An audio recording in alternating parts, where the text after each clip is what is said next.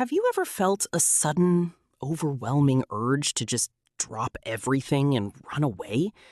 Not because you hate your life, but because you feel this deep, aching pull to just go, to disappear into the unknown. You sit in your room and the walls feel like they are shrinking.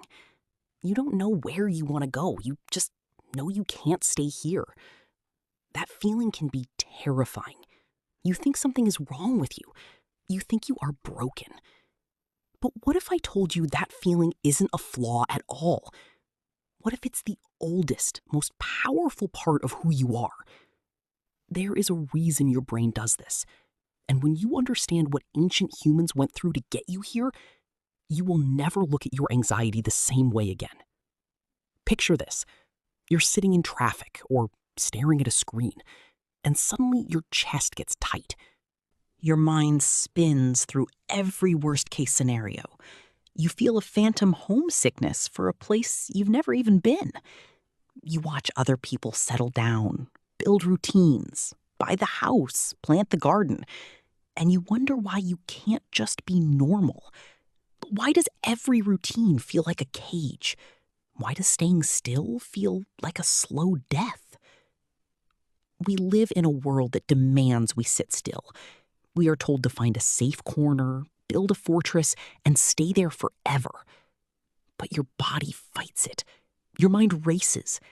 You lie awake at night, overthinking every detail of your life, feeling a restless itch you can't scratch. Here is where psychology meets the deepest parts of your history.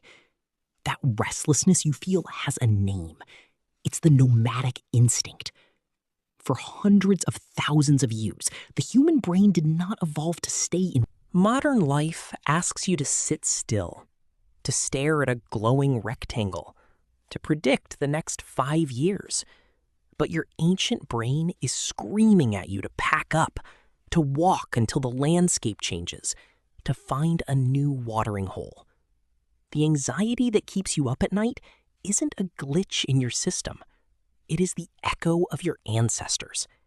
They survived because they were never fully comfortable. They were the ones who looked at the edge of the known world and decided to step off it. Take a moment to let that sink in. The panic you feel when you think you are trapped, that is your body preparing for a journey.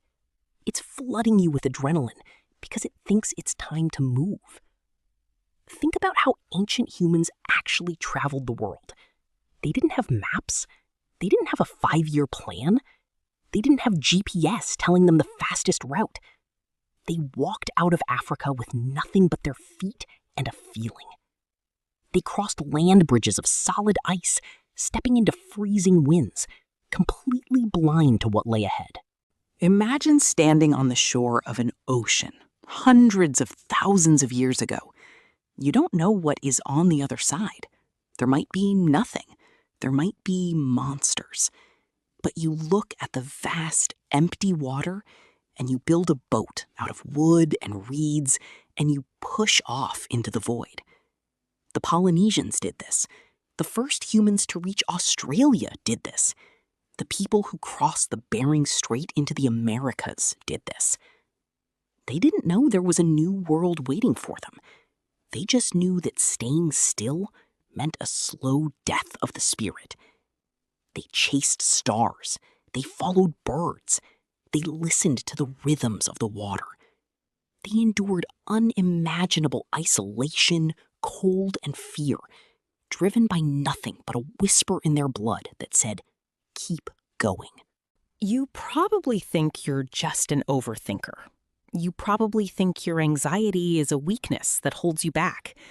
But here is the twist. Those ancient travelers didn't just walk blindly into the dark. They survived because they overthought everything. They planned for predators, they worried about the winter, they stressed over food supplies. Their brains ran 1,000 simulations a day, asking, what if the storm comes?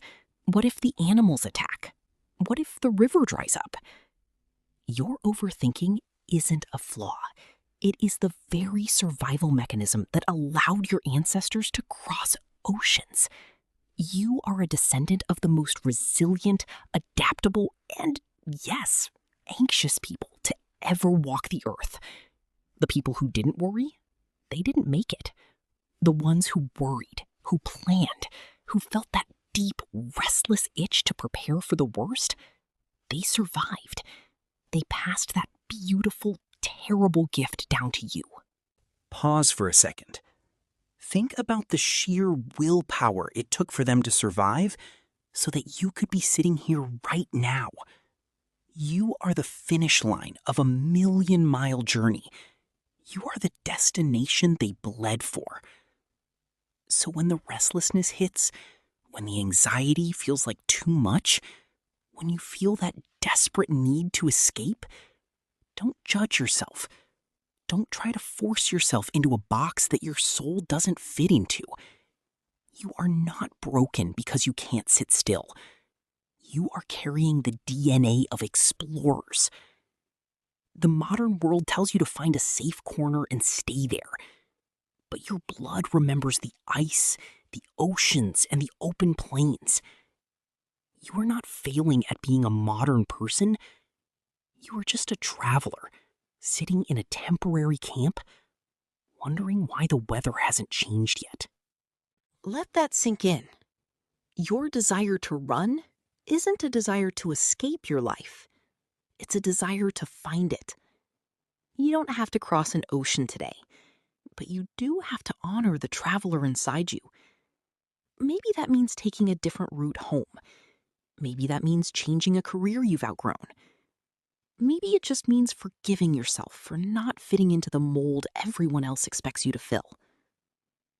The ancient humans didn't travel the world because they were fearless.